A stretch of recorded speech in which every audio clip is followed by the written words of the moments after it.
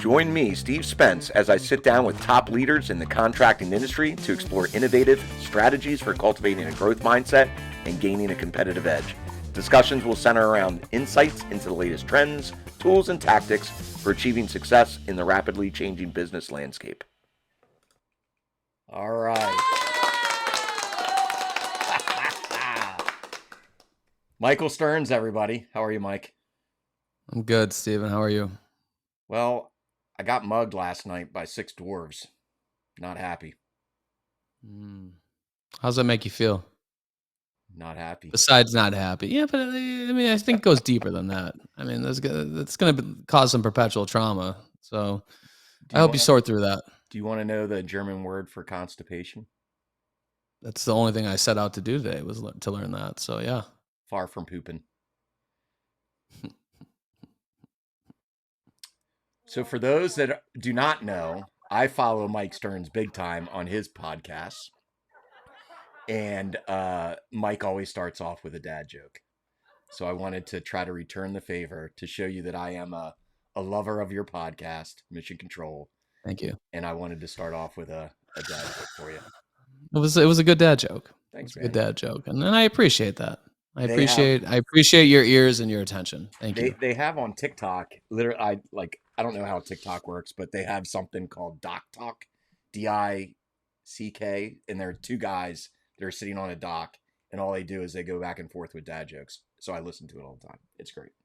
Those are the guys that maintain a straight face the entire time, they right? Do. Yes, they do. Yeah. It's pretty hilarious. It reminds me of you because most of the time when you tell the dad joke, the person, they have to have listened to your podcast, so they would have to know that it's coming. But half the time you tell the dad joke and they think you're dead serious, and then you say it and they don't even realize it's a dad joke at first, which I love.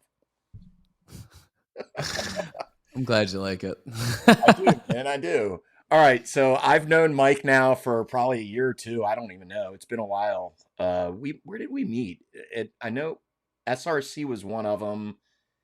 Maybe RoofCon the year. Yeah. I mean, we had a couple conversations prior to SRC. I don't know. I don't have a good answer to your question. Okay. I think SRC was the first intimate conversation we had in person. It was very intimate.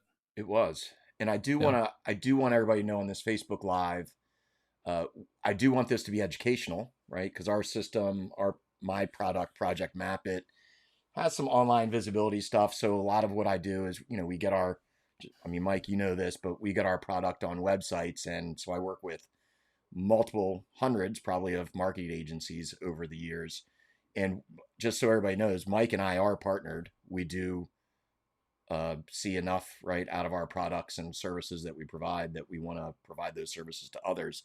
So this is going to be educational, but I also want to get to know you first. I want the people to get to know you first. So who is Mike Stearns? What got you to Ascend Digital where you are today, and anything else? Oh, fuck. Yep. There you go. This can be a therapy session. I'm a kind man, really. You are. Very kind. What got me to Ascend Digital? Well, who are you? Who are you? I'm just a guy that wants to get better every day. I want to be better for my family, better for myself, better for my customers. I want to make money, in the process of doing that. Yep. Big capitalist, right? The best situations are where everybody wins, and I hope to create as many of those situations throughout my lifetime as possible, right? So that's who I am. I didn't know we were going to get so deep so early, sir. I like that. Well, before we get into your services and your knowledge on what I want to know who you are. Yeah. When I was 18, I was going to college. I had my daughter when I was 19, and I was in school. So I did school part-time, worked full-time, raised my daughter. And it was hectic. It was chaotic, but I like to think I thrive under chaotic circumstances. And I did debt collections, right? That was fun. It actually taught me, I didn't love it, but they were flexible with my school schedule and with my daughter. So it suited my needs at that time. And it taught me a lot of great skills as far as how to position things, how to be empathetic to people, complex problem solving, right? Because I got into collections right on the heels of like the 2008 collapse of the economy. So there were a lot of people that were in precarious situations that, they didn't know how to find their way out of it. So I got to kind of serve as an advisor to find outside of the box solutions to help them through, their financial woes. And I had done that for some time, and I told myself when I graduated, I wasn't going to do collections anymore. Well, it took me 9 years to get my 4-year degree. Okay, so we persevered. We took the scenic route, but we got there. And then I got a job doing sales for digital marketing services out of college. After about 3 months of looking, it was really interesting because when I was in meetings and interviews for sales, they're like, "Oh, you don't have any sales experience, sir." And I'm like, I cold call like 100 people a day that like I'm the last person on earth they want to talk to. And I convince them to give me a credit card for something that they haven't had in 4 years. I feel like that's a lot harder than selling something to somebody who's going to actually make them money now. Right. But a lot of people didn't agree. So a company finally took a shot on me after, a few months of being unemployed. And the rest is history. Then we got to the point where, I was doing sales and I was helping kind of bridge some gaps in fulfillment. And I like to learn. I'm a very, I would say, inquisitive and curious person. So I always try to keep up and evolve. And I got to the point where I was like, you know what? I want to try this for myself. And that's what I did. And that was the birth of a Sun Digital Agency. When was that? That was a little over 2.5 years ago, something like that. Really? So you've only been doing your own Ascend Digital? I would think that it was longer. I actually did not know that answer. So 2.5 years of Ascend Digital. The power of branding. You're killing it, bro. Well, that was actually going to be one of my questions. I think you might be. I could be totally wrong, so you can call me out if I am. But are you coming up on your 1-year anniversary? Married? September? Something like that. Something like that. You got married, and did you get married in Costa Rica, or did you just go to Costa Rica for? No, that was just the honeymoon. So I got married in the Dominican Republic, and then we went back there for our 10-year anniversary. I'm a big fan of. That was my second marriage. Still on my second marriage, going on 18, 19 years, I think, this year coming up. But yeah, I'm an old man. That's why Congrats, brother. That's why I got these glasses on. And then you got a lot of dogs, right? 3 dogs or something like that. What's up with the 3 dogs? You just like? Oh, they're great. Yeah, big dog guy. They're loyal, unwavering loyalty, right? You walk in, and it doesn't matter how you left. When you walk in, they're super excited to see you. They give you kisses and jump all over you. They're good to me, so I love them very much. I got my little dachshund poodle right underneath here. If somebody knocks on the door, all he will do is will bark. It's the only thing that annoys the crap out of my dog. The only thing. And his name is Wink because one of his eyes does not work. But he's a good dude. And my son he's been wanting a cat. We had cats. My wife and I had cats for a long time. My son really liked the cats. They both passed away. God bless their souls. But he's been wanting a cat for like 2 years. So finally, we went to the SPCA and he has a cat downstairs, loving him. It's pretty cool, man. I'm a big pet lover myself. And then last question about you that I'm just curious about. Do you not like flying in airplanes? No, I fucking hate flying in airplanes. Why? Why wouldn't I? Because think of it like this. Yeah, tell me. I like.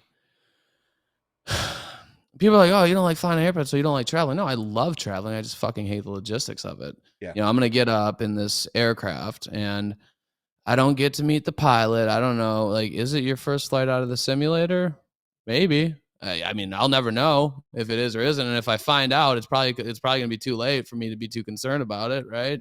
If you don't have the field experience to manage through whatever situation might manifest itself 40,000 feet in the air, the stakes are high, right? It's not like, oh, you might hit a guardrail and have to submit a claim for, a $2,000 fender, because you banged up your car a little bit. It's like, man, you make a mistake up there. I feel like. But you've heard this statistic. There's a bigger chance of you getting in a car accident than an airplane accident. There is, and there's a bigger chance of the plane accident being fatal than a car accident, I feel like. I mean, I don't know that to be true, but intuition would tell me, that might not be too far off.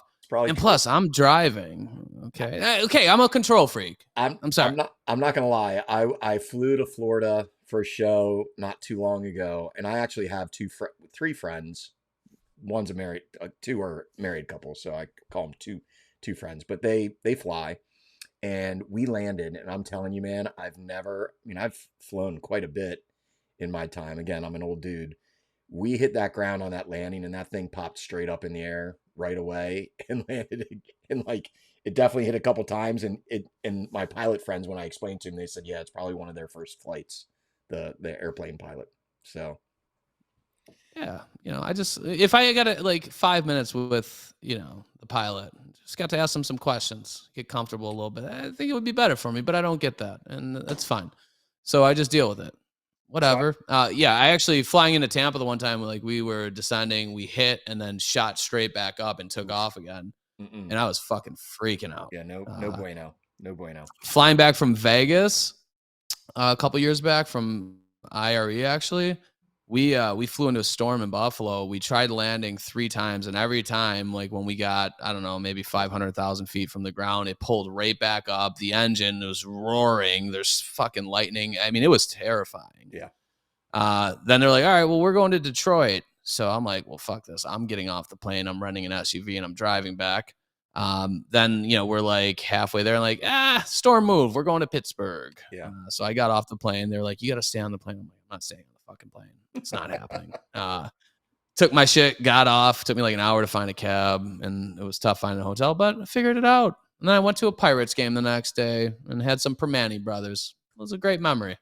That's good. Silver linings. I like that. I like it. All right. So Ascend Digital, look, and just so everybody knows, there are some comments. We're on Facebook Live.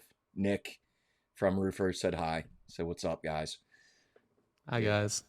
So if anybody has any questions for Mike, with my thousands of followers that are probably watching this Facebook Live right now, feel free to type them in. But being a partner with Mike in Ascend Digital, I just want everybody to know out there, I vet our partners quite a bit, pretty extensively.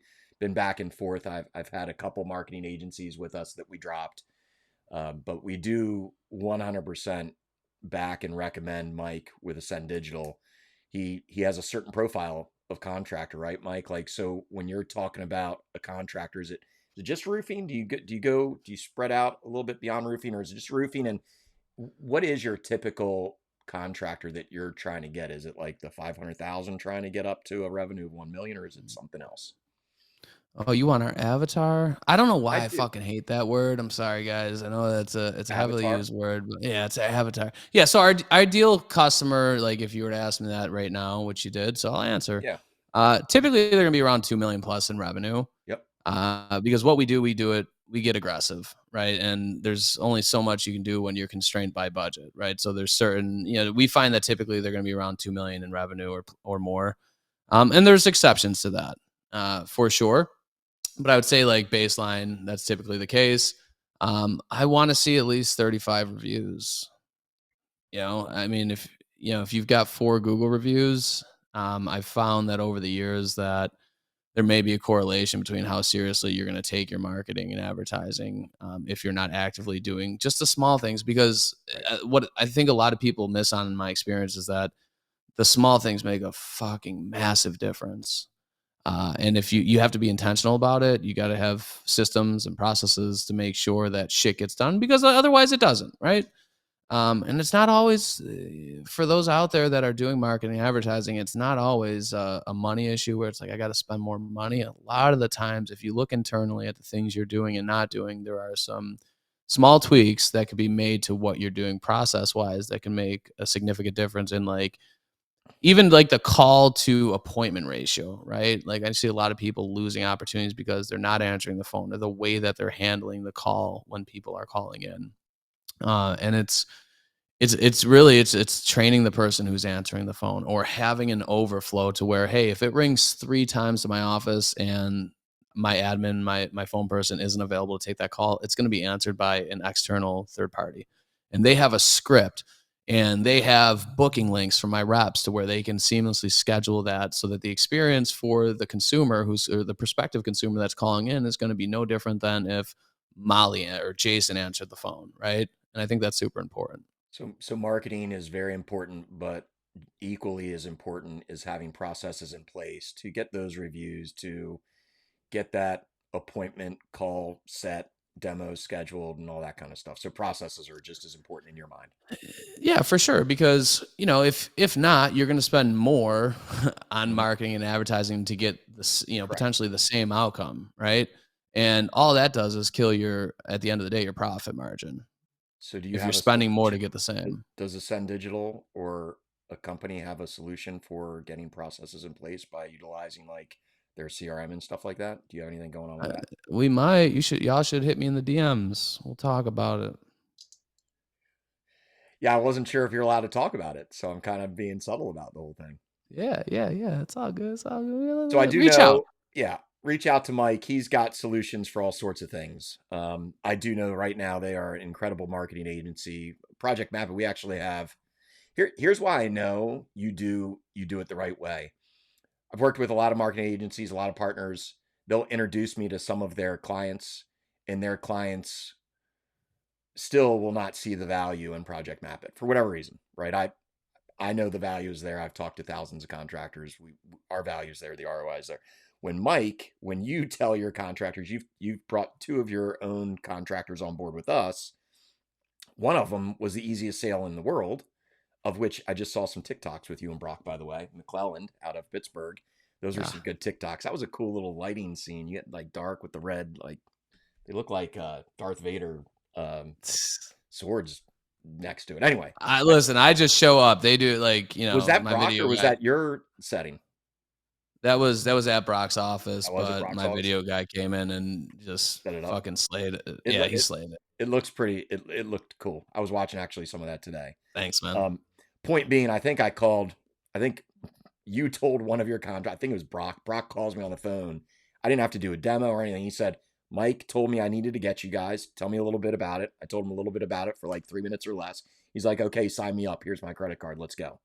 And I've been with his team a bunch, his sales team, doing training and stuff. Like my point is, Mike, you are very good at what you do, and you're seeing the need for other solutions, whether that's putting processes in place and you having a company to help do that with contractors as well. So I just appreciate what you bring. Let's talk branding real quick. Sure. Whether I'm a new company or I've been around for a long time. What do you see as like really important for a company to do in order to get their branding out there? Try, be intentional, Yeah. right? And I'm gonna be honest with you. Like, I'm not the guy that's gonna create your brand for you, Hmm. right? I can tell you some things that you can do to help build your brand, but like I had Dan Antonelli on the podcast I like a saw that. week and a half ago. Yep. You want to fucking have somebody that can create a brand from its inception that's gonna carry you into the future, or if you need to rebrand, like that's who I would send people to because he gets it. And I feel the same way that we get web design and we understand Google Ads and SEO, like that is how Dan, and much more because he's been in the business for 27 years or something crazy, right? That's a Yeah. large sample size of having consistent success. But a lot of folks, in my experience, there's not enough emphasis placed on it. It's all acquisition based advertising. So I want to spend more money on Google Ads and I want to do more of it. And like that's fine. I, but like one of the things that our customers have said has made us different. Like you had mentioned, like Brock. Hmm. Brock called me and he's like, "What is it?" Mike told me about it. They come to me, they bring me things that they're doing or considering doing, and like we just have a conversation about it. What is it going to cost you? What is the benefit? If you chose to do this instead of something else, like what opportunity are you losing as a result of going this route versus going that route? So I just help them think through these things. And then, I don't lean one way or the other. I'll tell them what I would do if I were them. And that seems to work pretty well. And I've gotten feedback that our customers appreciate that because it's not something, in a lot of times I'm telling them like, you don't have to spend more money with us, right? Like you should take a look at these things, tighten up here. Kind of like what we had talked about in the beginning of the call, because those are the things. It doesn't only affect like your cost per lead and your cost per acquired job and your profitability. Like when you have these discrepancies in your systems and processes, it creates friction, and like that friction makes it less enjoyable for your employees, right? The more seamless things can be, the better off you're going to be because you're going to make more money and your employees are likely, there's going to be a correlation between that and your employees So doing better and being happier. so a couple things that so let's expand on that because that was one of my questions anyway. But first of all, I think that's awesome that you aren't trying to get. Obviously, you started off with capitalist. I want money. We all want to make money. I'm right there with you. There's nothing wrong with that. But you also just said, there are things that other companies that your companies can be doing that they don't have to pay you for. So Yeah. one of my thoughts or one of my questions for you, and then we will get into the SEO piece on what you provide and some advice that you would give. But what can companies do for themselves to have a greater online presence that doesn't cost an arm and a leg to get there? That's a tough question to answer. There's a lot of information out there, and finding good information can be tough. Like trying to cut through that. And I'll shamelessly plug myself here because I invest a ton of time, money, and energy into creating content that helps people. Follow my content. Tim puts out good content over at Hook Agency. Yeah. As far as like if you're trying to get like in-depth SEO type stuff, like Ahrefs has like a YouTube channel where they put out, and that's Ahrefs. They put out some really good content. It depends on how far down the rabbit hole you want to go. Like there's only so many hours in the day, and like when you're sitting there running a business, it becomes very challenging to manage your time because especially in the beginning, you're wearing 7, 8 different hats. You're helping facilitate the builds. You're talking to the customers, managing the customer experience. You're doing QC. You're dealing with somebody that might be helping you with marketing. You've got all these different things that are going on while still trying to figure out a bunch of shit that you've never experienced before. Like especially like if you hit a snag with like your payment processor, it's just dumb shit that pops up. So it can be challenging to find time to be intentional about those things. But some of the most simple things you do is like post on your Google Business profile, right? Make content, go through your Google Business profile, make sure it's completely filled out, make sure that all your services that you have. And I mean, you could pull yours up, Steve, and do like a screen share, and we can kind of walk through some things that I would have folks do. Because like I cover this stuff on a consult. So like when somebody becomes a customer of Ascend, prior to that taking place, we do a $1,500 paid consultation where I spend like 2 hours with them and we walk through all sorts of things. And like the first thing that we knock out is like pull up your Google Business profile and let's talk about some things that you could do here. And almost every time, I think every time there's been something that can be improved. And whether it's improved now because it's something that should be filled out or should be elaborated upon, or like perpetually creating like a schedule for content deployment on Google. And people will ask me, well, what's the value of creating the content on Google Business Profile? I don't fucking know. I can't, there's no direct line of correlation or attribution to say, you know what, you're going to get X amount more visibility because of it. But here's what I do know is that everything within Google is premised on, satisfying their algorithm. And the more you satisfy it, the better off you are. So if you can create ways to create content that engages people when even if they're doing a branded search, maybe that's the swing vote. Like they see that you're active on your Google Business profile and they start engaging with your stuff. Um, are you going to pull up your screen because we can go See, down the rabbit hole if we can so? go down that rabbit hole. My problem is I'm using this I'm using this software. I'm not sure how to pull up my screen. Tell me in a second here. Can you see Yeah, trying to pull up well, I don't know. What do you see? You see like I see 3 email. windows. Yeah. Yeah. I don't know how to share just my screen. So, Mm. no, the answer is Okay. no. Well, when you go into like edit profile on your Google Business profile, it's going to allow you to choose service areas. A lot of the Yeah. times, folks have 4 or 5 of the main service areas. Put as many as you can in there, right? And I tell people if they're struggling to find or service areas to select, think about it from like a macro micro perspective. So think about county level, then think about cities, then think about towns, suburbs, things like that, small municipalities, and go till it doesn't let you go anymore. Like that's one of the most common things that I see. Uh, within the profile settings, you can edit services. And a lot of the times, what happens is when you click edit services, it's going to give you a whole list of services. And then there's going to be something at the top. There's going to be like a little banner and something like these are recommended changes. And these are they're recommended by Google or somebody recommends them. They scrape the internet and find them. So you have to hit accept to those changes in order to be able to edit anything beneath it. But then when you go in, you have all these lists of services. Make sure that they're accurate and make sure that it's exhaustive. Make sure that every service that you conceivably offer is listed there. But what most people don't know is if you click into there, you can actually write a 300-word description for each one of those services as well. Which again, we're just fueling the algorithm. Exactly. Right. Same thing with edit products. If you're an Owens Corning contractor, put in there all the different types of shingles that you guys offer. Put in there the underlayment, the different components that you're using for the roofing system. Make sure that you label them, and then you could also write a description for those. Yeah. So those are just a few things that you could do. As far as like creating content, there's endless opportunities. I don't feel like there's ever too much that you can post on Google to where it's going to have a negative impact. So when folks ask me like, well, how much should I be posting? Post early and often. What I found earlier in my career when I was doing this stuff for people to help me was I would use SEMrush, SEM, rush.com, and I would use their social poster. I think it's something like $80 a month.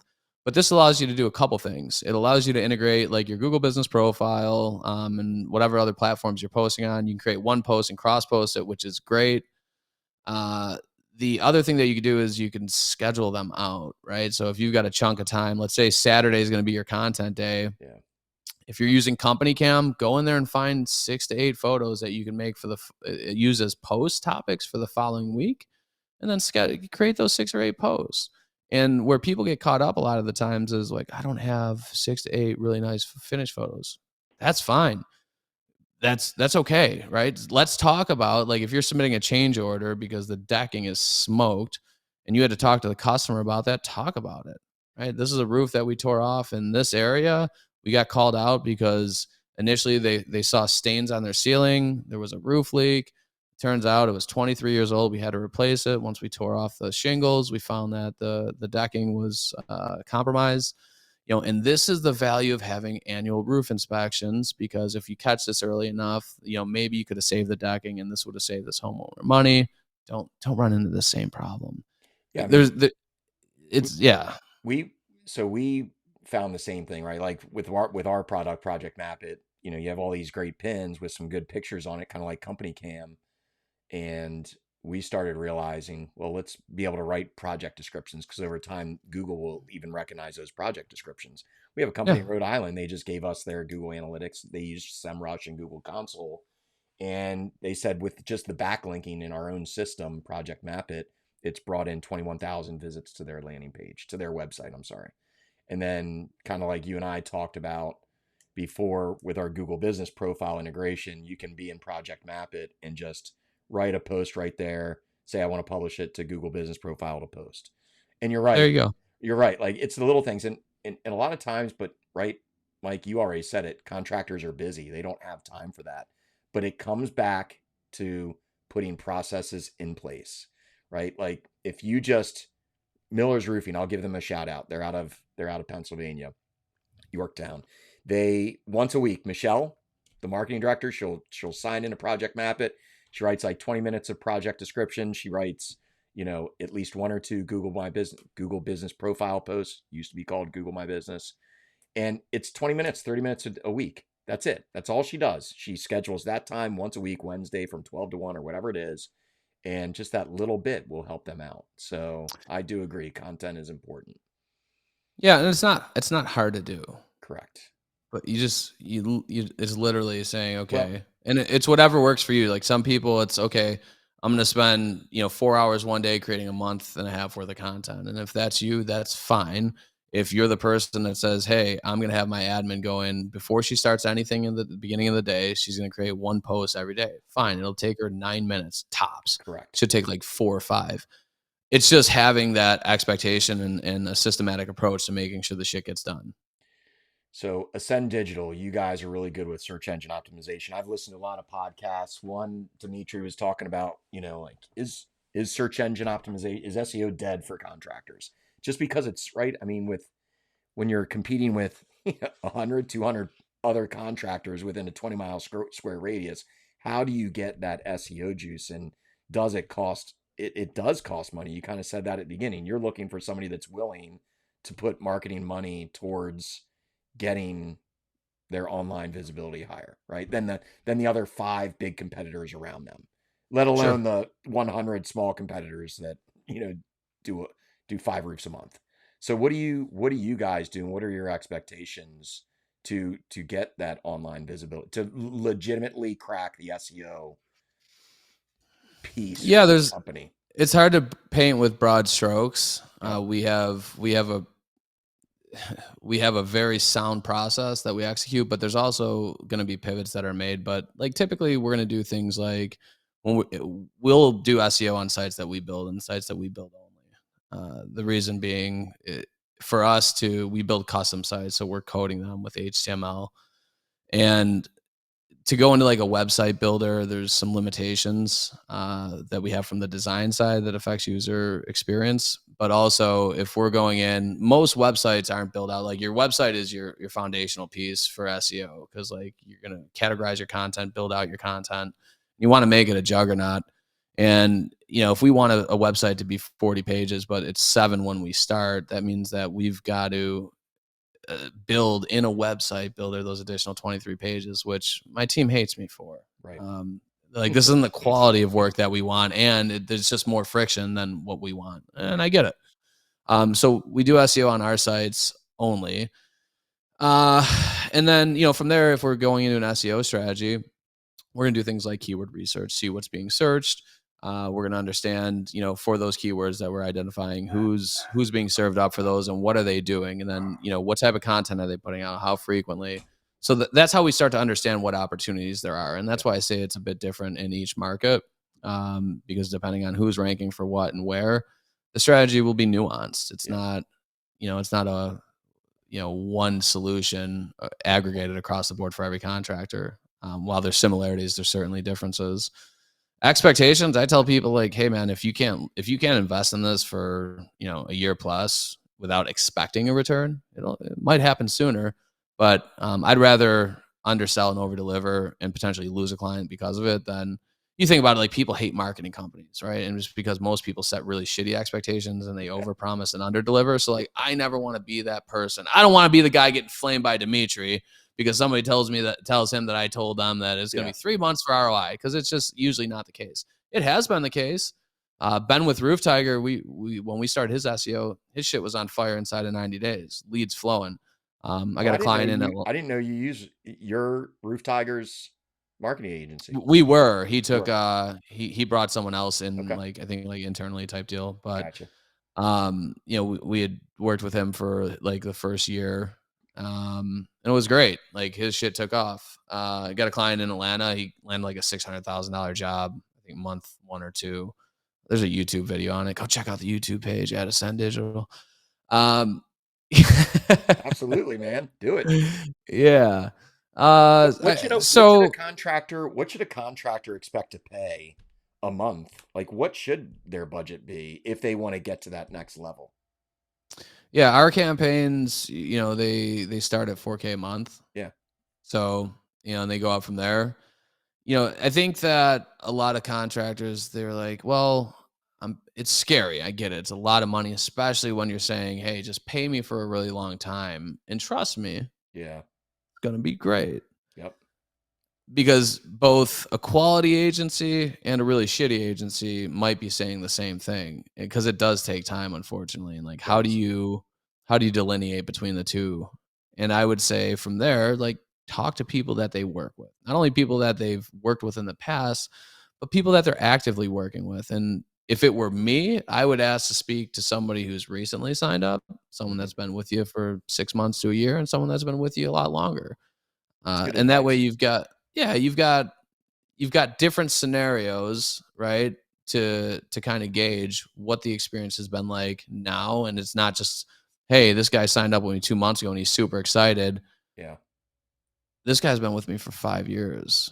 Talk to him about his experience, right? Yeah. There's That's just a great. little more credibility lent to that type of situation. So I can't tell you what the answer is as far as what they should expect to pay. I would be concerned if somebody's telling you that's going to be $500 a month for SEO. Yeah. It's not I happening. would be, Not I'd not be not concerned. not in the contracting industry. Well, usually what I ask them is, well, like, how much work would you do for $500 a month Right. personally? Because like with SEO, once you get past the first couple months, a lot of it is going to be content. It's going to be keyword research, understanding what to write. Then you're writing the content, you're building links. Like that shit takes time. And to all my guys out there, like, oh, chat GPT, I'll just chat GPT everything. Do it. Let me know how it goes.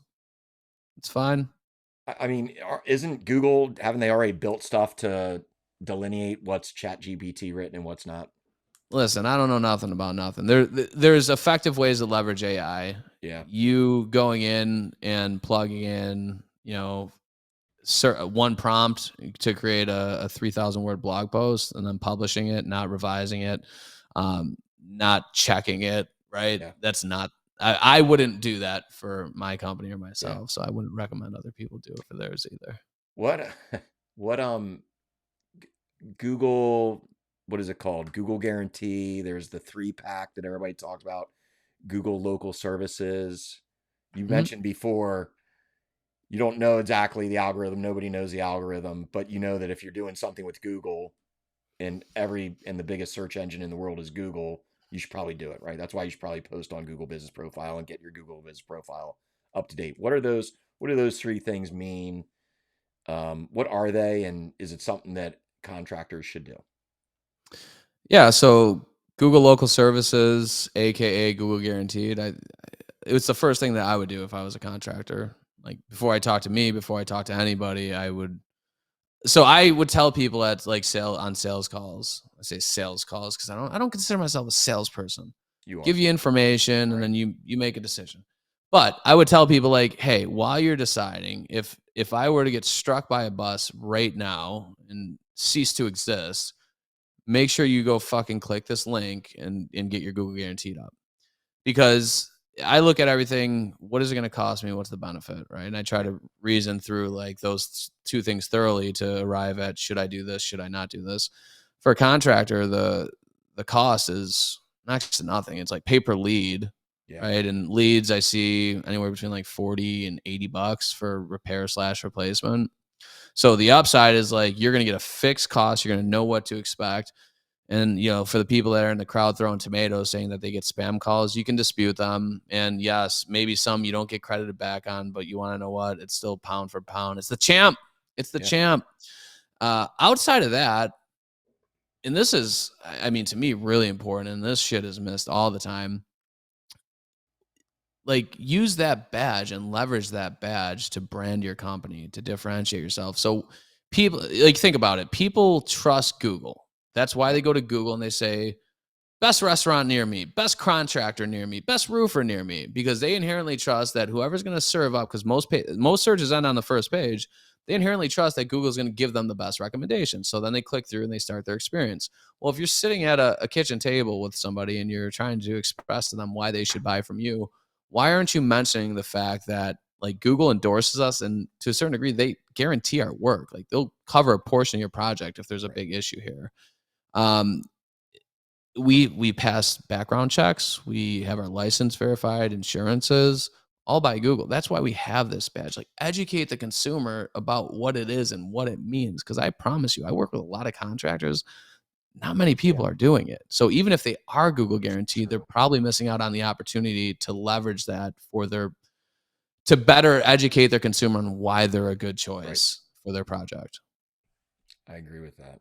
Could not agree more. So, I guess everybody agrees with that. You mentioned one other thing. I just talked to one of our customers. She was looking for possibly redoing her website, marketing efforts, and stuff like that. And I suggested, well, I mean, I asked her, I said, who's doing your website and stuff now? Oh, just some local person. So that happens a lot, right? People want to stay local for whatever reason. It's just easier. Maybe they can go to their office and talk to them face to face, whatever. Do you think it's important for a contractor to work with a marketing agency, a digital marketing agency that works specifically with contractors? I don't think it's a bad idea. If I'm having an issue with my heart, I don't necessarily want to go to my primary care physician to have him diagnose what's going on. He studied things about the heart in med school, I'm sure of it. He doesn't deal with the heart every single day. That's a He great doesn't point. have the same subject matter knowledge as the cardiologist who eats, breathes, and everything in between's hearts all day. So, me personally, I want to work with somebody who understands not only at the at the surface level, but has a very, very intimate understanding. If he's done this procedure 100 times, Yep. there's theory and then there's like practicality. Like all these things in theory should happen. And then like when the bullets start flying, shit doesn't always pan out the way that you drew it up. So if this cardiologist has done this procedure 100 times and he's seen some of the obscurities that can take place in theory versus practice, Yep. I want to deal with him, right? I love that analogy, and I'll take it a step further and just say I think it's a necessity. Me working with contractors as much as I do and their marketing agencies, because our product lives on a website, that's one of the components. Um, I've seen too many times well, first of all, when I go to a website, if the contractor even has a website, 5 out of 10 times it's just not a good website, right? Like if you want to go to a good website, go to McClellan's Roofing out of Pittsburgh. McClellan's Contractors, is that what it is? Contracting and roofing. Contractor and Roofing. McClellan's Contractor and Roofing out of Pittsburgh. Mike's websites are great. Like you can go to a website, and I was a teacher, right, for 20 years. I could go into a classroom and in 5 seconds, I could know whether that teacher was a good teacher or not simply by their walls to see what was up on their walls, poster wise, things like that, in the way they set up their desks. You can do the same thing with, I think, a website company. You can go to a customer's website and say, right away, within 5 seconds, I know this is a good website. This is probably an agency that built it that works specifically with contractors. I think it's a must, personally. But what makes a good website though? You tell me. I think what makes a good website is when you go there. I love little things. Part of branding that I was thinking when I asked you that question earlier is just being a community involvement, right? Like you want to be Yeah. able to see the human element of that contracting company. So I think that's a really good one. I can go to Miller's Roofing and see right away that they work with Alzheimer's, which hits my heartstrings right away. My mother-in-law died of Alzheimer's. So when I see things of like the support and the community involvement, TC Backer, Ty Backer's a really good friend of mine. They do nothing but tons of community involvement stuff. I think that makes a good website. Obviously, seeing the products and the certifications and stuff like that are important. Seeing if you're a roofer, I think drone photography. If I go to a website and see drone photography or a video of a drone, before and after drone videos and stuff like that, that makes a good website. You just stand out with those little things, I think. What about you? Yeah. What makes a good website in your mind since you build them? Listen, dude, I'm like the prime minister here. I really don't do much. It's more of a ceremonial role that Fair I enough. get as head janitor and founder. I'm not smart enough to build websites, but my team's really good. Yep. And what they tell me is you have you have what's good for the consumer as far as their experience, then you have what's like good for Google, right? And you certainly want to please both, but you had mentioned a lot of it, right? Like make people feel compelled, and depending on like what your brand is and how you're going to articulate that is going to change, but some things are going to remain consistent, right? um Easy to use and easy to find the information that I want, like those things are really important. So like if somebody's scrolling through a website, we always put a perpetual call to action, whether it's Yeah. click to call, instant quote button, both. I think that's important. uh, Having the information that people are actually looking for, right? That sounds obvious and kind of like I'm being a dick. I'm not, I promise you. But having that information organized intuitively for whoever it is searching for whatever they are to be able to find is really important. And I've said this 500 times, so I'll make it 501. If you think of when you're building a website, if you're a contractor or anyone else that's watching this and you're thinking about building a website, imagine imagine if you need to find something in the owner's manual of your truck or car, and you've got 200 pages of size 8 font, and you didn't have an index that was alphabetically ordered and categorized in headings and subheadings for you to go, okay, tire. Okay, there's 15 things within tire pressure. That's what I'm looking for. Okay, it's on page 48C, right? Right. If you didn't have that index to find the information that you need quickly, it would be a fucking terrible experience. You probably wouldn't find what you're looking for and you'd figure out another way. Well, Google, they care much about the experience of people using their search engine because they want them to come back, because the more eyeballs they get, the more they can charge contractors and everyone else for ad revenue, right? Like, yeah, your Sure. click's going to cost this much because we have this many eyeballs. Right. So, they're incentivized to reward people that have the best user experience. So when you think of it as like you have your homepage, you have your about us, the meet the team, then maybe you have residential and commercial services. Well, is that just one page that has 15 different things listed on it, or do you have sub pages that give information in an autonomous way from everything else, specific to what it is that service entails, what people can expect? Yeah. So you want to come from a place of educating the consumer, prospective consumer, as to what their search is and how you can solve their pain point. So that's a great answer. What about service area pages? Is that important? Yeah, It is. we find we find that they're very important. Okay. Jordan Yeah. Harrison says, "What's up, Mike Stearns?" And he also said that social proof on a website is important. I like Some people. social proof. Any, if you can get like, we usually include like testimonials Yeah. on the site, and like what would be best would be have video testimonials of your customers. We were actually with Brock this past week, and we went on site and shot a video Nice. testimonial of a recent customer. We did team videos, so meet the team style instead of just like a headshot in the description. We did a video for each one of the employees, which was super dope. Things like accreditations and trust badges that you have that can, Yeah. make people feel as if, okay, I'm comfortable. Here's something you guys have to acquiesce to. People don't fucking trust you. With Project Map It, I'm telling you, man, I've learned just from talking to all our contractors, zooming in, just and seeing all the pins next to your house. Just it's called like right. Social proof is following the herd. They see everybody, all these pins. Oh, everybody's using McClelland. I've got to use McClelland. Maybe they're a little bit more money, but obviously people trust them. So, and also those videos that you're talking about, that video testimonial, make sure you. I got to reach out to Brock. We can put that video. We can embed YouTube videos on that pin of that customer, so we can put That's that in dope. there. It's gonna be pretty sweet. So let's wrap up here because I value your time. I really appreciate all your insight, Jordan. You're going to be getting this anyway and cutting a lot of film for me. So thank you, Jordan. Mhm. Jordan will make a little money. That's the only reason Jordan's commenting. He's like, I got to comment with Steve here, so he gets me that video. No, you as always, Mike. You drop a lot of knowledge. A couple things to Mike, and then we'll wrap up. One, the first time I do remember the first time, I guess it was SRC, Mike's Ascend Digital. You can see in the corner there of his profile the rocket. So Mike walks around in this orange astronaut suit, which is smart, right? Everybody's like, "Who the hell is this guy? This guy's crazy." Brings up conversations.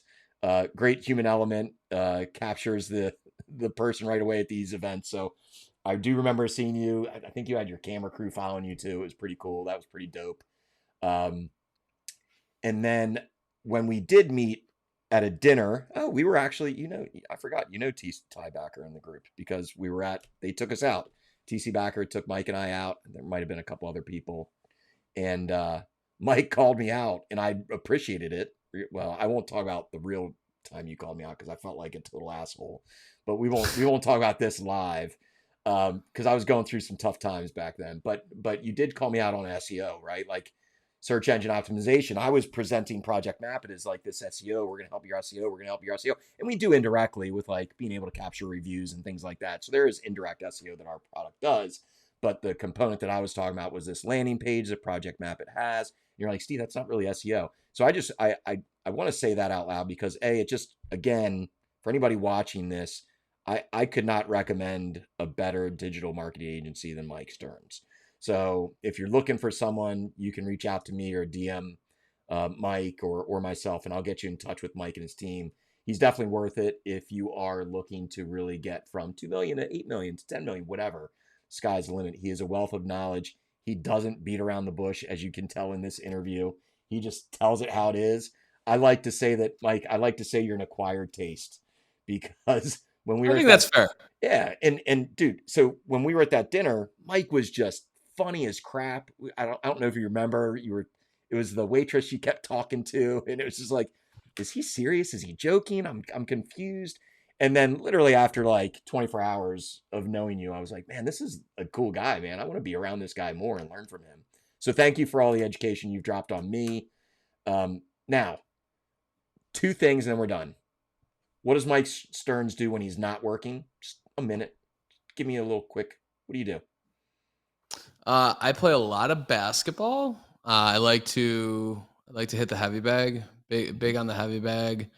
I probably spend 2 hours ish a week in the sauna, and that's where I get my stretching in. Love stretching in the sauna. Uh, Aside from spending time with my family, like that's about it. And I love eating. I go out to eat. I spend an egregious amount of money eating out, and you know what? I would like to say that I'm working on. I'm not working on it. I fucking love going out to eat. I go out to eat twice, 3 times a day, and unapologetically. So whatevs. That's good. No, I appreciate that. And since you do have a rocket there, do you know how to put a baby astronaut to sleep? No, how? You rock it. You're good. I'm trying, man. I'm trying. I got all the dad jokes, man. I pulled out at least four for you. I got four more just in case. But That was if good. someone wanted to get in touch with you, because they're now like in love with you as much as I am, bromance is real. How would they get in touch with Ascend Digital? Uh, www.ascenddigitalexperts.com. We're on Facebook, Ascend Digital Agency. On Instagram, at Takeoff with Ascend. Follow, subscribe to YouTube at Ascend Digital. DM me on Facebook, Michael Stearns, Stearns.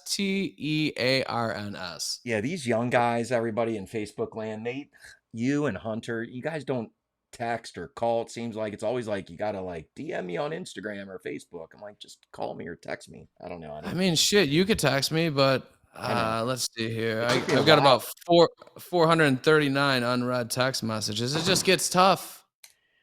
And Yeah, most people hit me up on like Facebook or Instagram, dude. I'm sorry. And I'm old, bro. Like I'm on the older side of social media. that's fair. That's fair. These kids out here. Sheesh. That's fair. These Jordan Harrisons out here, man. I tell you. Fucking Jordan.